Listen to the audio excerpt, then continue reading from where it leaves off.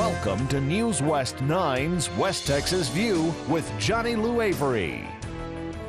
Welcome to our program today. We're so glad to have you here, and we're glad to have our guest here. Corbin Young is the Executive Director of Fellowship of Christian Athletes.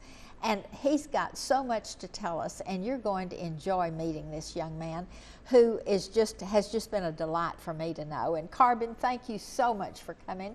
And before we start talking about Fellowship of Christian Athletes, I want you to talk about you and tell us a little bit about yourself and eventually how you got to this position. Sure. Well, first let me just thank you for having me. This is such a great opportunity for us to talk about FCA, create some awareness in the community.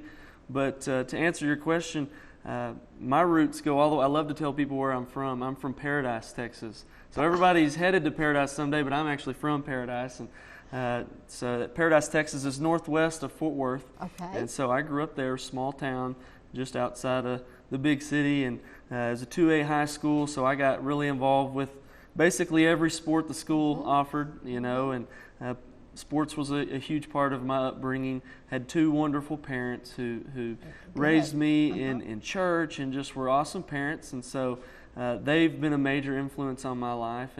And really, when I got ready to go to college, with my size, I didn't have a whole lot of opportunities to go play college football in any big schools. So Howard Payne University was a Division III school down in Brownwood. And that was where I ended up deciding to go and continue. A great school. Loved Brownwood, was a great town, and Howard Payne's an even better university. So I went there, was very blessed because not only did I get to play for 4 years and kind of pursue those dreams to play football, but even more importantly, I got involved with FCA. First, I didn't ever have FCA in high school. It was a small school, never really knew much about it, had heard of it, but had no presence on our campus. So when I got to Howard Payne, there was a strong presence, and as I got became an upperclassman, I got involved as a leader on campus as a student, and that was really my first experience with FCA.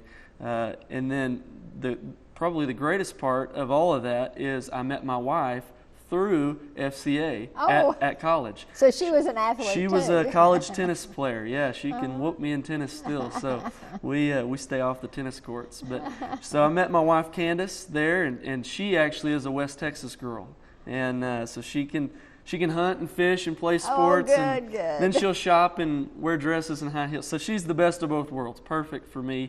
And we dated all through our last 2 years of college and got married shortly after we graduated, and God just opened up the door for me to be with FCA full time on staff. But you originally thought you were going to be a youth minister or a full-time minister, and you're still able to pursue those things. I did. It's funny because when God first called me to ministry, it was such an overwhelming, and I felt inadequate as anyone should. And I was 18, I surrendered to ministry, and I was going to Howard Payne really for football. Was my selfish reasons. I learned later in hindsight that God had much greater purpose for me being there. You had that divine direction. And, it was a great Christian university where I was able to be, get a Christian education. And through that, it kind of broadened my scope of ministry. I just thought ministry was for clergy, paid staff at a church. And getting up in front of a pulpit. And then when I found out that, wow, I can pursue I can still use sports as a ministry, just as anyone can use whatever their role is as a ministry. And that was such a blessing to me to realize my two passions for my entire life have been Jesus and sports. And FCA really combines those two beautifully. So that's been just such a huge blessing because I wake up looking forward to go and do what I get to do every day. And you really began to see the value of FCA after you definitely got enmeshed in it. And looking back, FCA, a huge part of FCA is the influence that coaches and athletes have. And I can look back, and although I didn't have FCA per se on my campus in high school at Paradise, I had numerous different godly coaches, men and women both, who poured into my life, and I can look back and they helped mold me into who I am. My parents were a great influence, but those coaches and those teachers played a huge role in who I am. And so when I got to college and I realized FCA was a ministry that was pouring into not just athletes, but it's also from a staff perspective now, pouring into coaches, and the coaches are the ones with the influence on those athletes. And now it's such a thing that I get excited about, because I know coaches have tremendous influence. And there's really not any other organization that ministers in this way. No, not in it. There's other ministries that do pieces of it, maybe, but as far as a total encompassing to the coach, to the athlete, no, there's really not. Well, and and so you had an opportunity to take this job about a year ago, and you're still doing some ministry also in other ways, but this has really become your focus right now. Oh, definitely, yeah. It's definitely my passion, and you know, we were talking, I actually serve at a small church outside of town and get to fill their pulpit as an interim pastor, and that's a passion I have, but this is what I do full time, and I get to every day, I'm in coaches' offices and locker rooms and on school campuses, public and private both, and I get a chance to meet a lot of people. I really enjoy that part.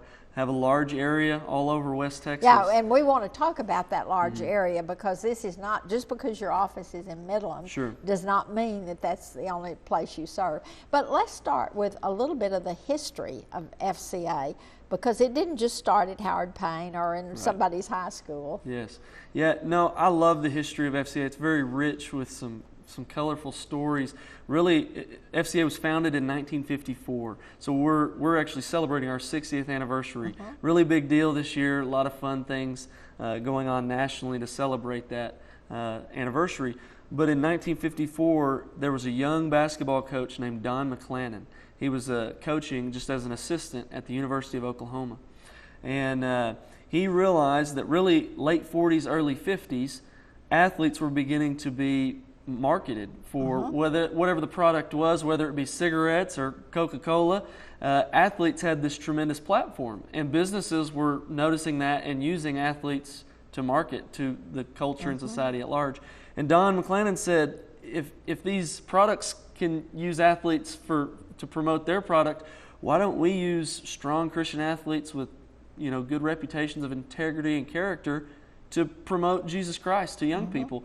And so that was the heart of FCA, and Don McClannon started it in 1954, and it's just grown. And so it's really nationwide. It is. We've got a lot more to talk about on this history, because it is a rich history. But we're going to have to take a break now. We'll be back in just a minute and continue this conversation. See you in just a minute. Stay tuned. West Texas View will be right back.